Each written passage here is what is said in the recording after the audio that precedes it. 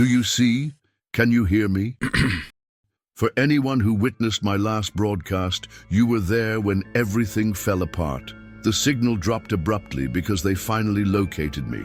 I must thank that courageous family who sheltered me. I hope from the bottom of my heart that they are safe. I managed to alert them moments before the invasion, allowing them to escape while I created a distraction. My leg is still healing from that search dog's bite. The infection worsened when I crossed the freezing river during my desperate escape. This permanent limp will be a constant reminder of the price of truth in a world of ecclesiastical shadows. The forced escape cost me almost everything. The precious documents about Boston, sophisticated equipment, and my meticulous notes compiled over years. This old camera and this water-damaged laptop represent literally everything I've been able to salvage since then. I want to express my deepest gratitude to each and every one of you who left Boston in the comments. Their silent solidarity proves that the truth still matters to many, even when powerful people try to stifle it. My current situation has taken a surprising turn that I could never have anticipated. During my escape through hostile territory, I was approached by someone who I later discovered had been watching me from the shadows for weeks. Initially, with my heart racing, I thought it was another stalker sent to silence me. This man, however, knew my real name, not just the Father Thomas alias I had adopted. He revealed that he had been following my clandestine broadcasts since the beginning, deeply understanding my sacred mission to expose hidden ecclesiastical truth. This mysterious host, whose identity I must protect at all costs, possesses something extraordinary, a direct connection to another monumental scandal that shook the church to its foundations. He is Paolo Gabriele's cousin, the one who became known worldwide as the Butler who betrayed the Pope. Through this unexpected contact, I now have privileged access to never-before-revealed information about that extraordinary case that shook the Vatican. As I continue my quest to recover Boston's crucial documents, I cannot remain silent. This story, rarely understood in its entirety and depth, demands to be told. Imagine for a moment, top-secret Vatican documents leaked directly to the world's press. Confidential correspondence marked with papal seals, internal memos on corruption, private communications from the pontiff himself. It sounds like the plot of a conspiracy thriller, but it really happened, revealing an intricate web of power, corruption, and internal rivalries, carefully camouflaged by centuries of sacred tradition and imposing rituals. In 2012, a real earthquake shook the Holy See to its medieval foundations.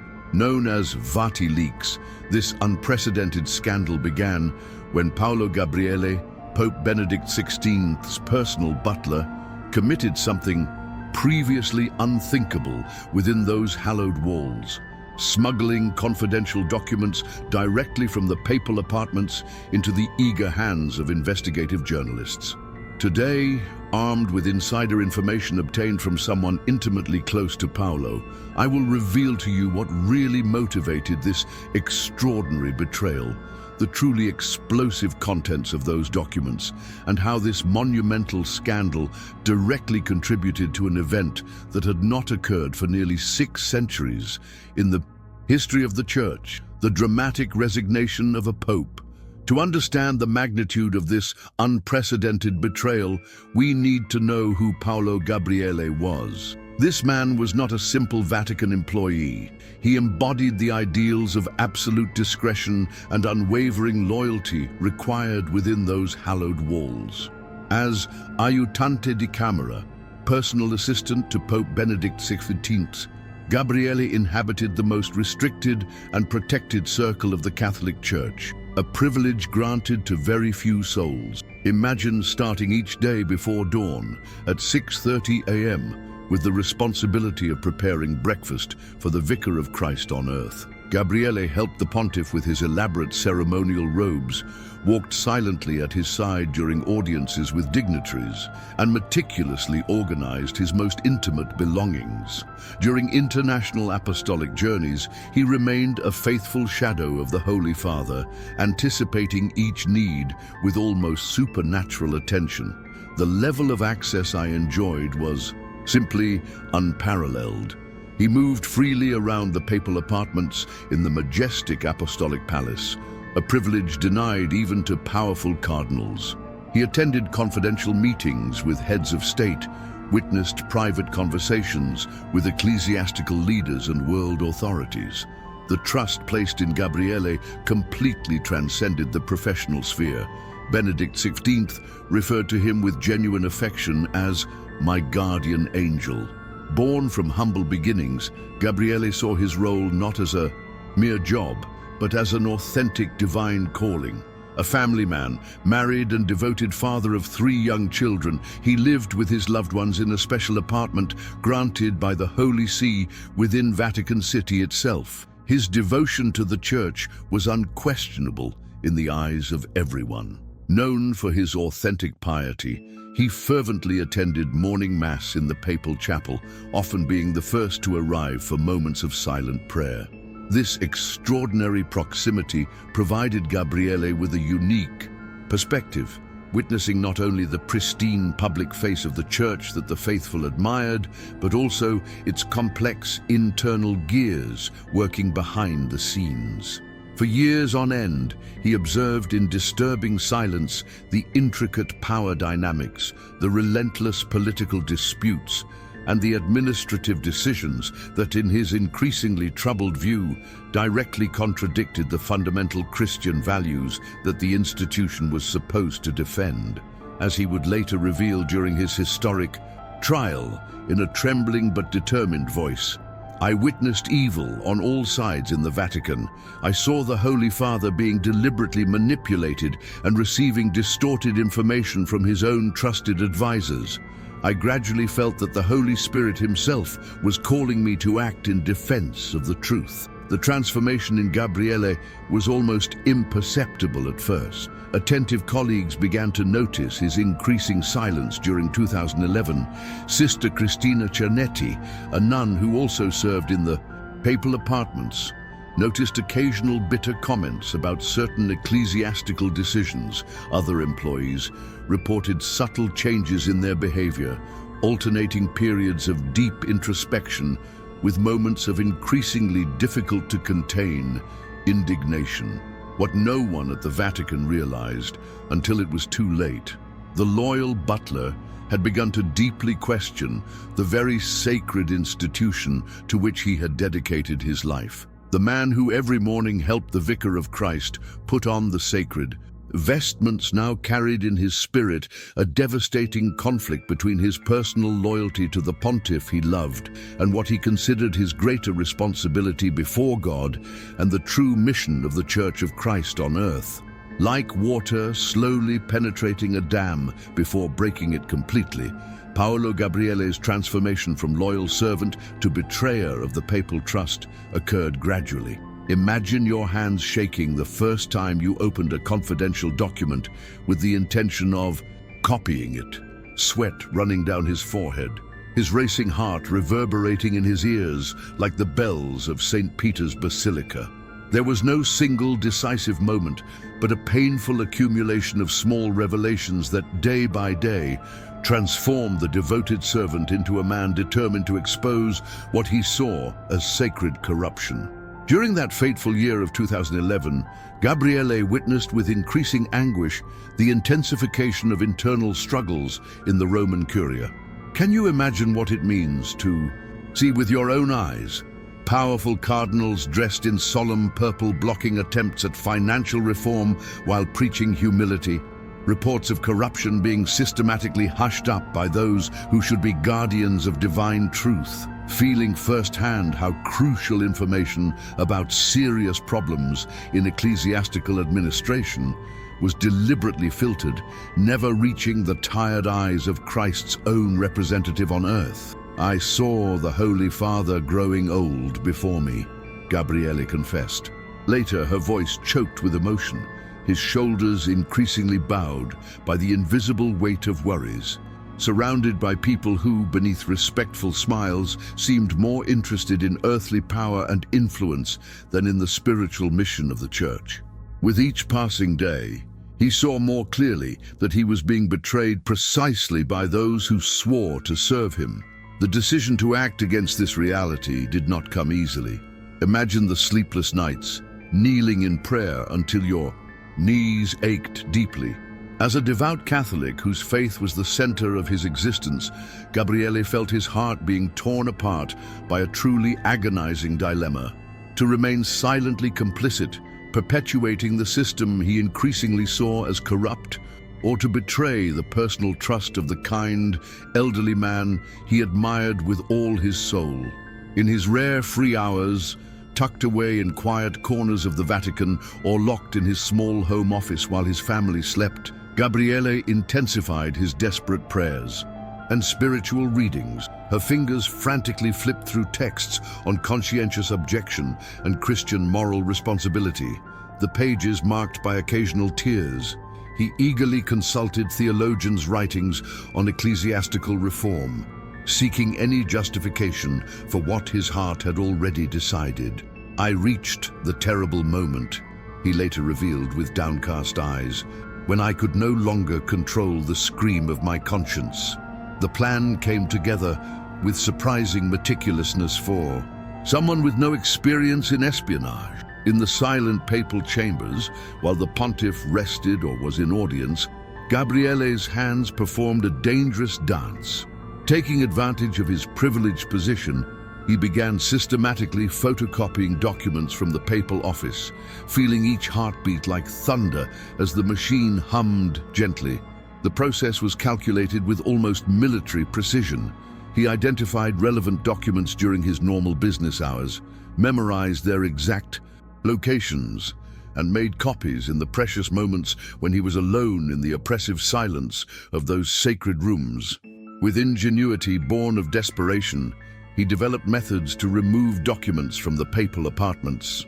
He felt the weight of the papers against his chest as he hid them in his personal briefcase, something that the Swiss guards, in their absolute confidence, would never think of inspecting. Cold sweat ran down his back as he occasionally used the pretext of delivering mail to transport even more sensitive material. A familiar figure in the ornate halls of the Apostolic Palace, his movements rarely elicited so much as a raised eyebrow. In the modest apartment shared with his innocent family, behind locked doors and drawn curtains, he created a secret archive that grew frighteningly large. His meticulous hands catalogued each document, organizing them by themes that made his stomach turn: rampant financial corruption, blatant nepotism, internal power struggles, compromising correspondence. His wife, who shared his bed and life, remained completely ignorant of this clandestine activity, a secret that weighed on her heart almost as much as the documents themselves. The risks were so immense that they made your knees weak when you thought about them. Discovery would mean not only immediate dismissal and public shame, but possible imprisonment in the dark Vatican cells, excommunication from the church he loved since childhood, and complete destruction of his reputation and future. For a father with 3 young children whose innocent smiles greeted him every night, these consequences were unthinkably devastating. The publication of the leaked documents shook the Vatican like a spiritual earthquake, triggering a crisis unprecedented in centuries of papal history. The Vatican spokesman, Father Federico Lombardi, with a tense face and a trembling voice, appeared before the international press to denounce the leak as a very serious criminal act, promising to identify and severely punish those responsible for this sacred violation. In the private quarters, Pope Benedict XVI, according to reports from those close to him, appeared deeply shaken, his pale face reflecting not only the shock at the explosive content revealed, but the searing pain of the personal betrayal it represented.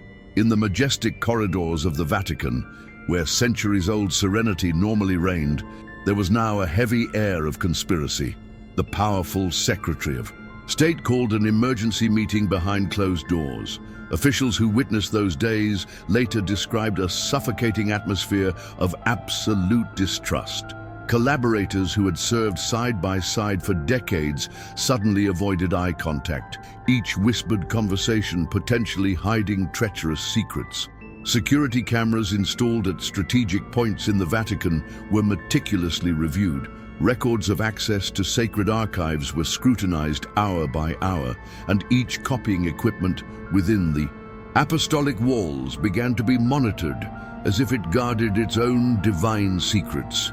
To command this historic manhunt, the Vatican appointed Domenico Gianni, the formidable commander of the Gendarmerie, the Vatican police force that few faithful even know exists.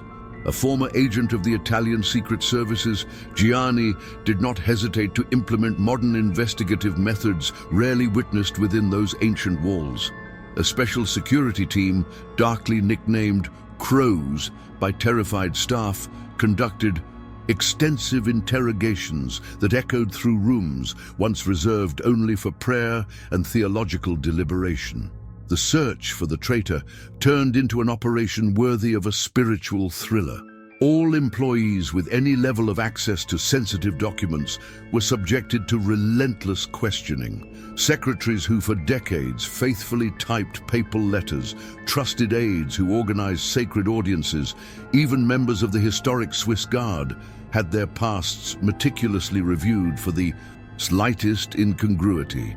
The investigation soon expanded like an invisible network, incorporating detailed analyses of personal phone calls and financial transactions that could indicate outside collaboration. While the internal manhunt intensified, the Holy See simultaneously mobilized diplomatic pressure on the Italian media. Vatican officials, using language rarely used in public communications, formally requested that the additional content not be published, invoking concepts such as Vatican, national security, and diplomatic privacy of the Holy See. When these desperate attempts failed in the face of the press thirsty for revelations, efforts began to discredit the authenticity of the documents that had been circulating internally without question for months. During harrowing weeks of uncertainty, increasingly elaborate theories circulated through the hallowed halls. Some influential cardinals suspected attacks by outside hackers, while others whispered about an evil conspiracy orchestrated by foreign powers hostile to the Church. The most prevalent hypothesis, repeated at private dinners between prelates, pointed to a group of dissident cardinals trying to systematically destabilize the pontificate. Very few even considered it possible that the leaker could come from the most intimate and personal circle of the Vicar of Christ himself. The first concrete clue came when forensic investigators identified revealing patterns in the leaked documents. The overwhelming majority came specifically from the private papal apartments, not from the numerous departments of the Roman Curia. This electrifying revelation drastically narrowed the circle of possible suspects. Thorough analysis of the barely noticeable marks on the photocopies indicated the use of specific equipment located exclusively within the Apostolic Palace, the spiritual heart of papal power. The decisive moment arrived on May 23, 2012. With warrants signed by the highest Vatican authorities, investigators finally searched Paolo Gabriele's modest apartment inside Vatican City. What they found exceeded their darkest expectations. Approximately 1,000 confidential documents meticulously organized into coded files. Some bore the restrictive mark exclusively for the Holy Father, words that made their mere possession an institutional sacrilege.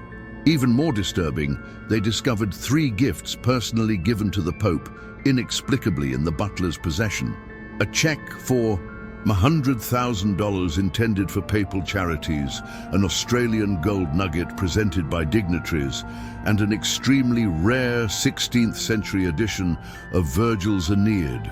If you've been following this incredible story so far, Leave a like. Your participation helps me continue to reveal these extraordinary secrets in the small and austere cells of the Vatican Gendarmerie, where few prisoners have ever been.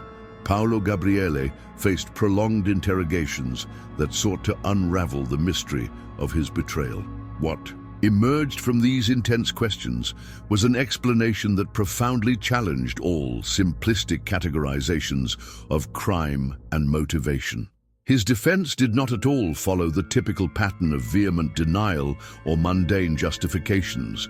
Instead, it presented a spiritually motivated narrative so extraordinary that it completely confounded both seasoned investigators and outside observers. I fully recognize my guilt for betraying the sacred trust of the Holy Father, he admitted in a firm voice at the beginning of the interrogations, his eyes revealing a mixture of resignation and unshakable conviction. But I acted exclusively out of deep love for the Church of Christ and its visible representative on earth. My ultimate loyalty is to the truth of the gospel.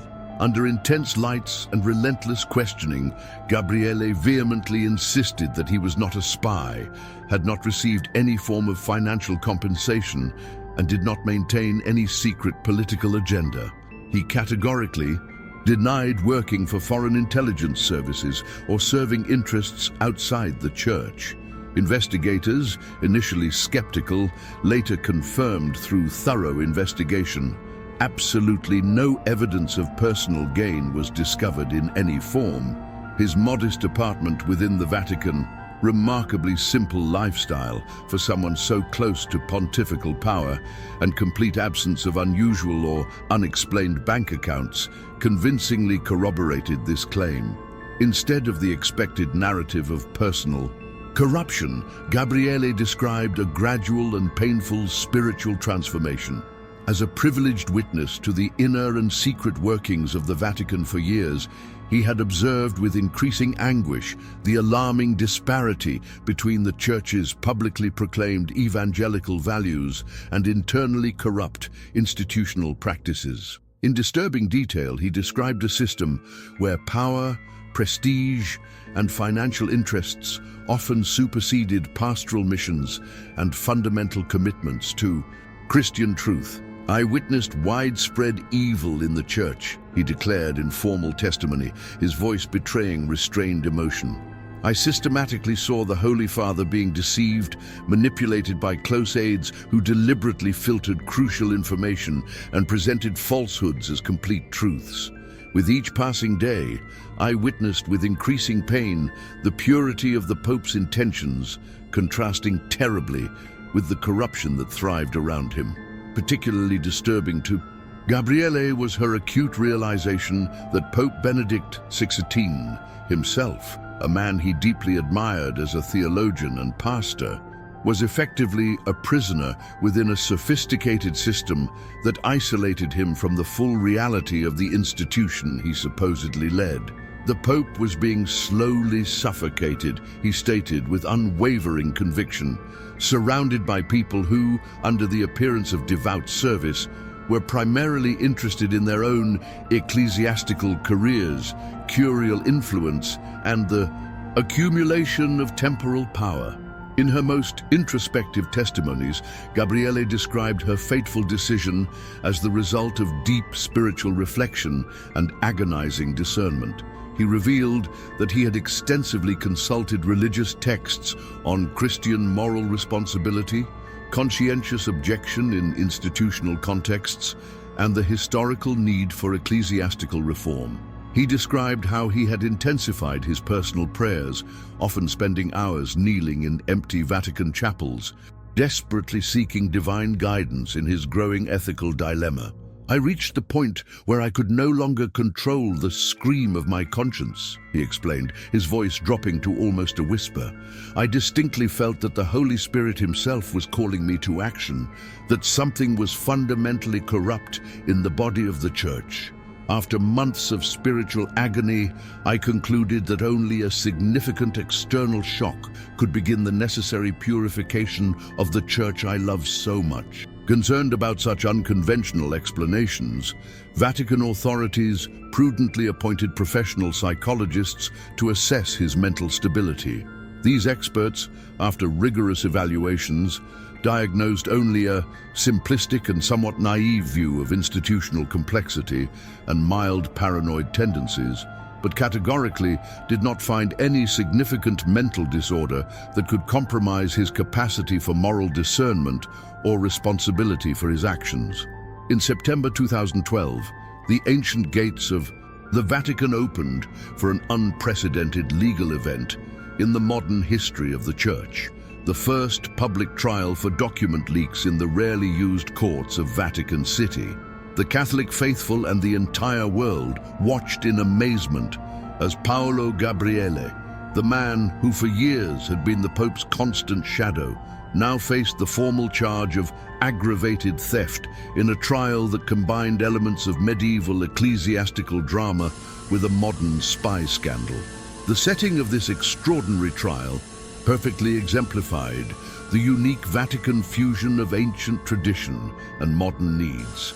The court sat in a surprisingly modest room within the imposing Governorate Palace, its walls adorned with centuries-old crucifixes and solemn portraits of past popes, silently observing the proceedings. 3 lay judges presided over the court, wearing black robes with elaborate white jabots that looked straight out of the 19th century, creating an almost theatrical atmosphere.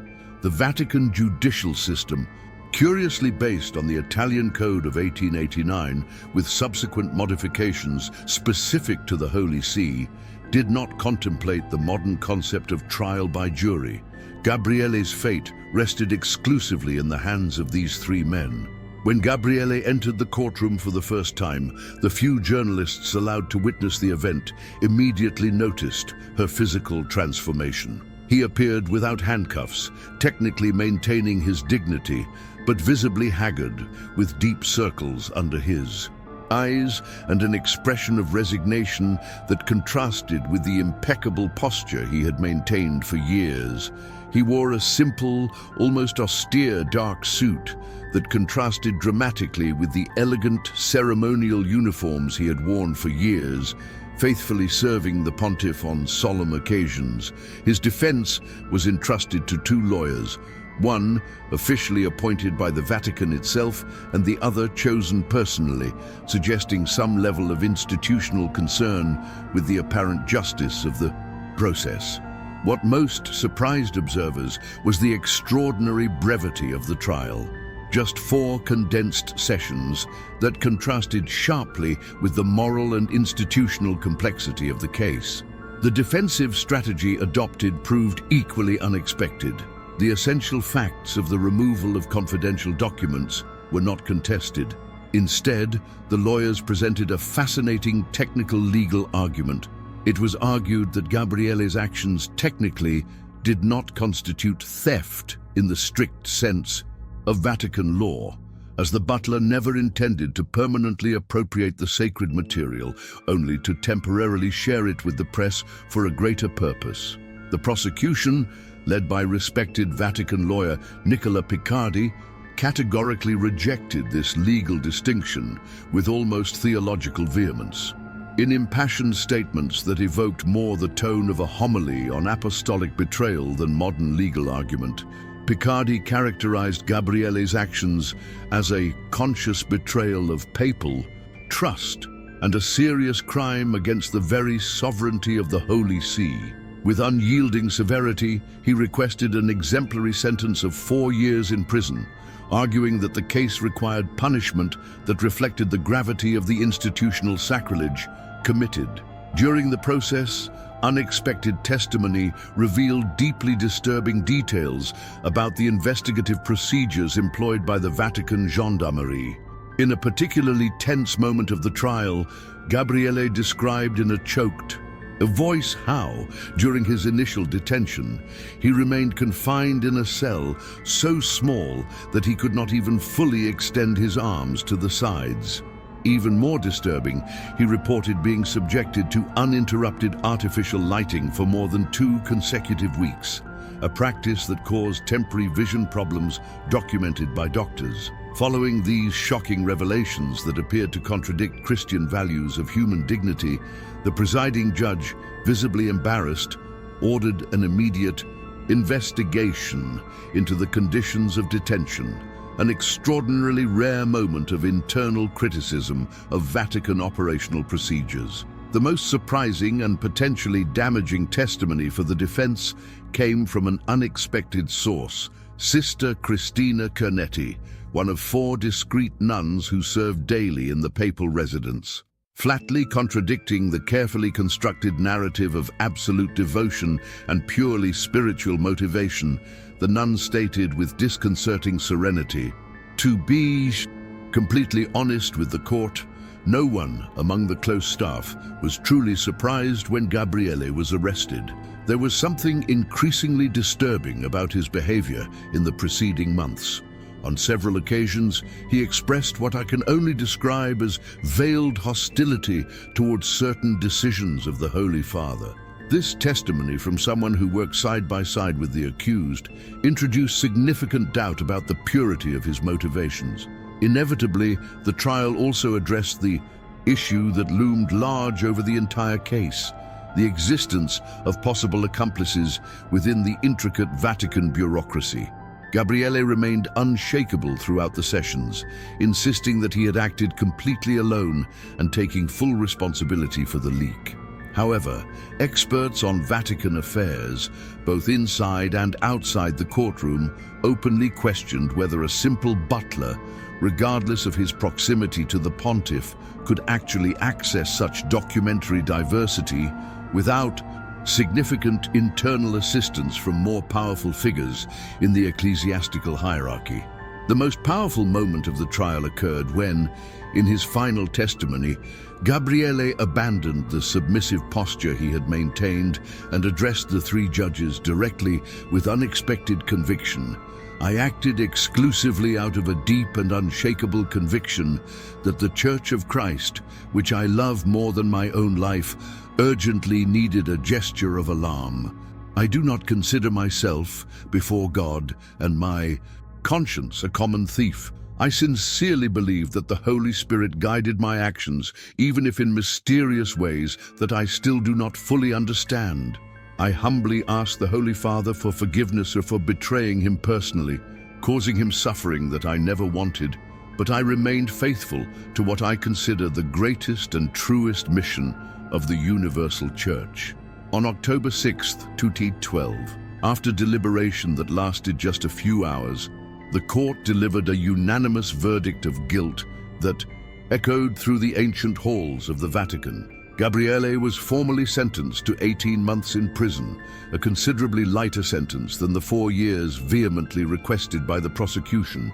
The judges, in a surprisingly compassionate written justification, explicitly cited his sincere, although fundamentally mistaken, perception of acting in the institution's best interests as a significantly mitigating circumstance. A legally fascinating detail: the sentence would be served not in some prison in the Italian penitentiary system, but in the special facilities of the Vatican Gendarmerie itself, an arrangement that highlighted the absolutely unique nature of the Holy See's judicial sovereignty as an independent state capable of judging and punishing crimes within its own microscopic borders. Global media coverage repeatedly emphasized the almost literary contrast between past and present.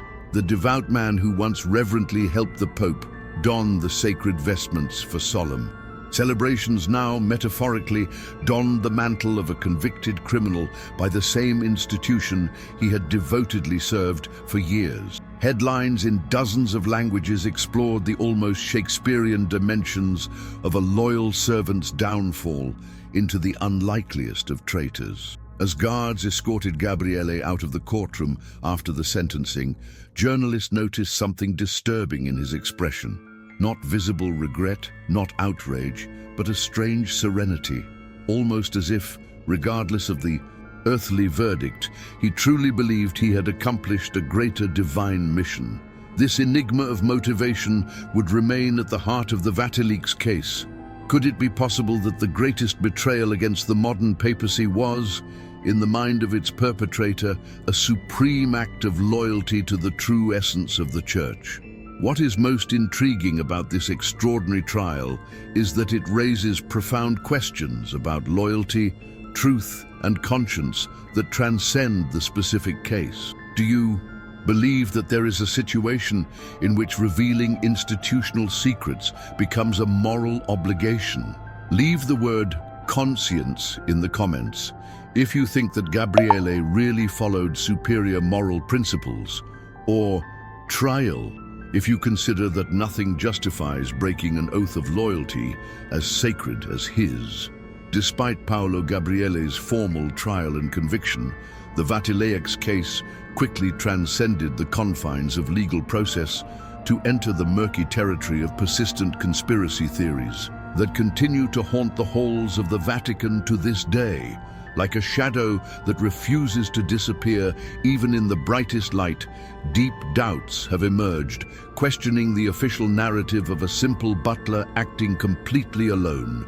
Veteran observers of Vatican affairs, investigative journalists with decades of experience covering the Holy See, and even anonymous members of the church hierarchy themselves, expressed vehement skepticism about this explanation, which many considered too simplistic. For such a complex case, it is absolutely implausible that a simple butler, regardless of his proximity to the pontiff, could alone access this impressive documentary diversity, declared a cardinal who requested anonymity in an explosive interview with the influential Italian newspaper La Repubblica. His voice, even anonymous, carried the authority of someone familiar with the bureaucratic labyrinths of the Vatican. Are we talking about highly sensitive documents coming simultaneously from the Secretariat of State, the Commission of Cardinals, the Governorate, and the personal and more restricted archives of the Holy Father himself? Completely impossible without the deliberate collaboration of powerful accomplices strategically positioned in the hierarchy.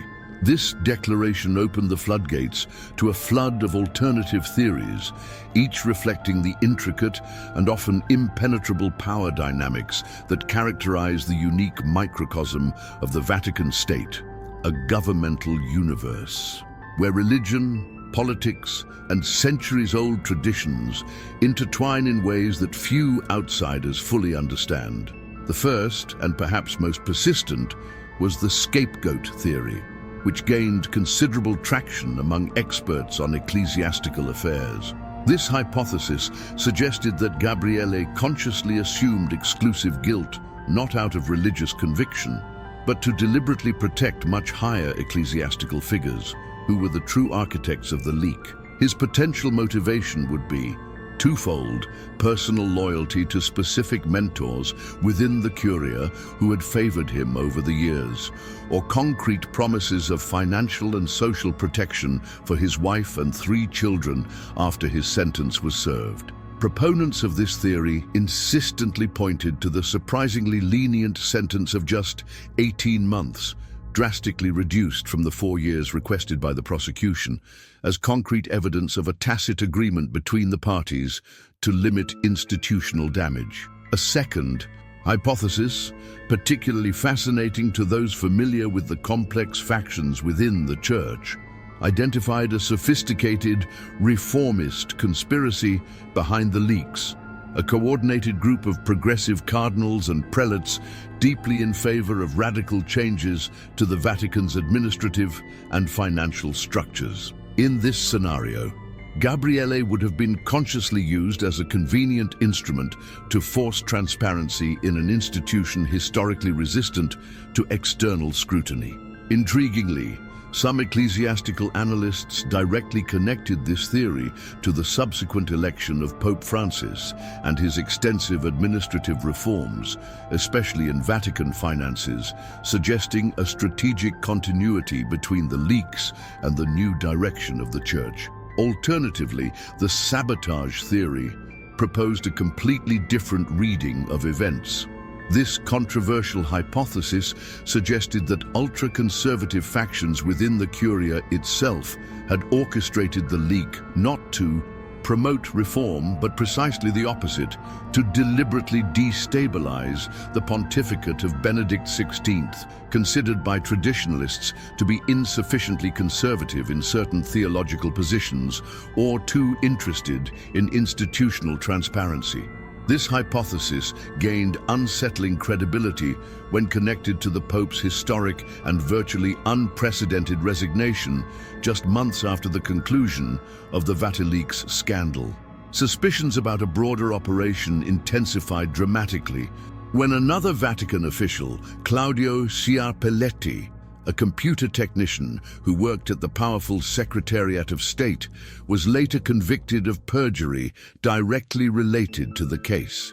The particularly disturbing detail: among his personal belongings inside the Vatican, investigators found a mysterious envelope containing additional confidential documents, explicitly identified with the handwritten notation P. Gabriele's personal, undoubtedly suggesting a wider network of connections than officially recognized.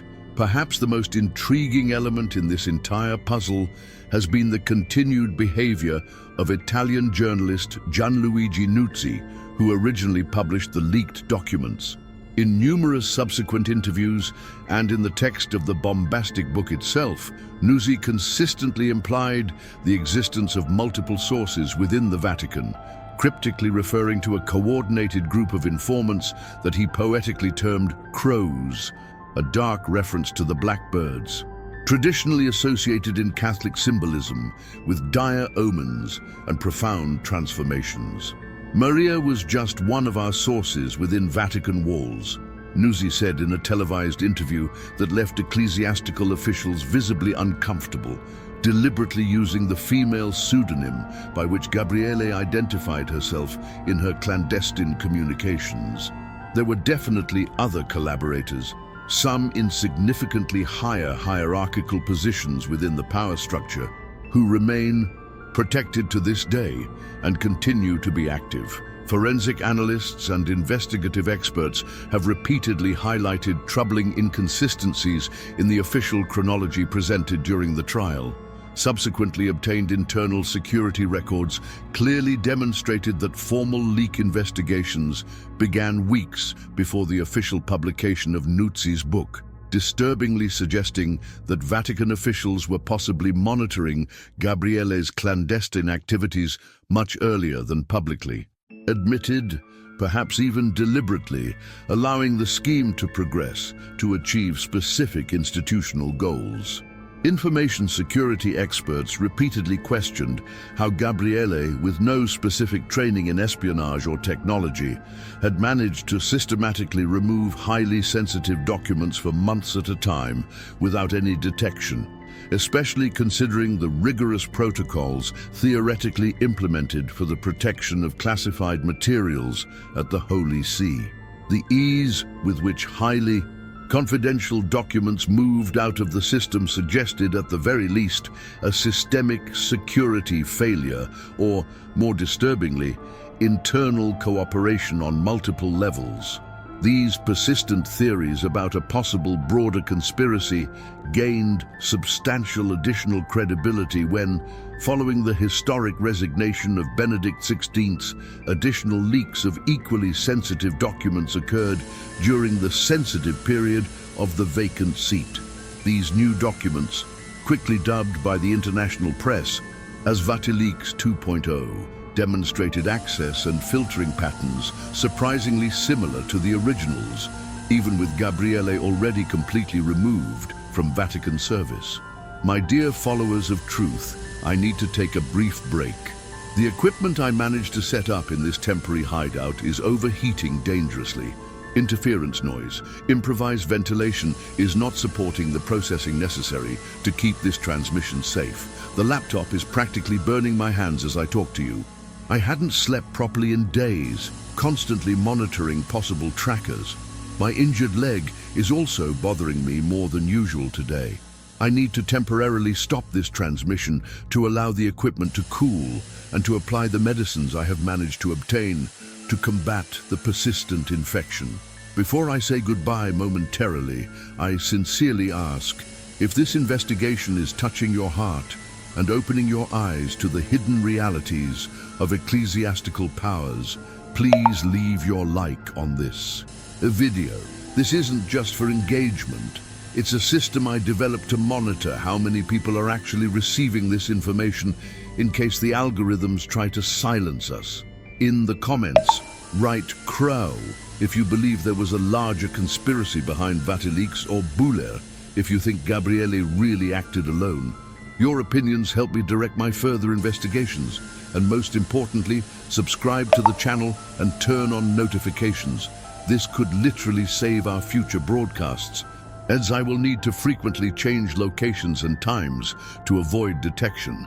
I'll be back as soon as it's safe. The truth cannot remain in the shadows forever.